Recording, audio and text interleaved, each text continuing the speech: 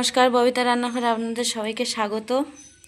আজকের আমি তালের রুটি বানাবো। তো বিকেল বিকেল নিয়ে চলে এসেছি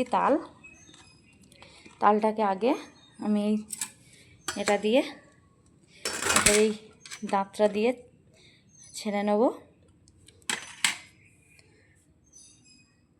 ছেড়ে নিয়ে আসছি ভিডিওটা। বন্ধুরা, আমার এটা মাখা হয়ে গেছে, আমি এখন এটাকে ছেনে নেব, ছেনে নিয়ে আসছি। বন্ধুরা, এই যে আমার তালের নথ, আর একটু লবণ দিয়ে দেবো তালের নদের মধ্যে, দিয়ে বাতাসাটা দিয়ে দেবো,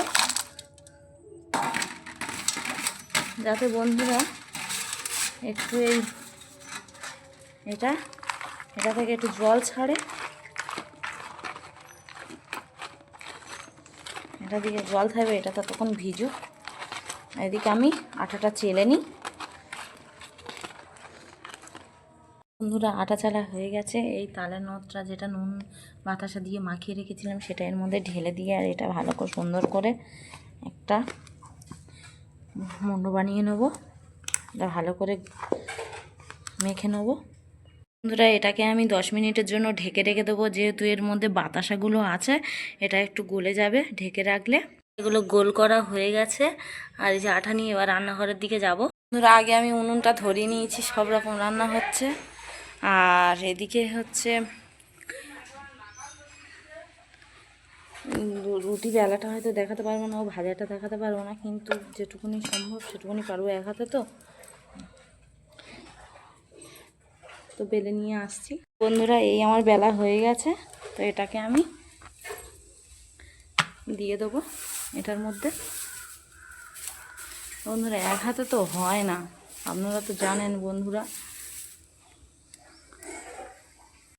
দেখুন, তার উপর অনেকগুলো দিয়ে দিয়েছি। তো এরকমভাবে আমি প্রত্যেকটা ভালো করে সেঁকে নেব, নিয়ে একটু মোটা মোটা রুটিটা বেললে ভালো হয়। তো সবগুলো রুটি করে নিয়ে আসছি। তো বন্ধুরা দেখুন কত সুন্দর হয়েছে। আমি তো বেশ রুটিটা করতে পারি না, এই প্রথম ঝটকায় এরকম হয়েছে, তো আবার দিয়ে দিয়েছি। বন্ধুরা দেখুন, আমার রুটি করা কমপ্লিট। তো বন্ধুরা, খেতে খুব টেস্টি লাগে। ও একটু পোড়া পোড়া বানিয়েছি, দেখুন কত সুন্দর হয়েছে। তো ভাজার ভিডিওটা দেখাতে পারিনি বন্ধুরা, একার হাতে করতে তো একা ধরতেও পাচ্ছি না ভিডিওটা। তো এই ভিডিওটি যদি আপনাদের ভালো লেগে থাকে, অবশ্যই লাইক কমেন্ট শেয়ার করে দেবেন, ও চ্যানেলটি সাবস্ক্রাইব করে দেবেন। আর এরকমভাবে আপনারা বাড়িতে বানিয়ে খাবেন, ভালো লাগবে। সিজনের জিনিস সিজনে না খেলে হয় না বন্ধুরা। তো টাটা, আসছি।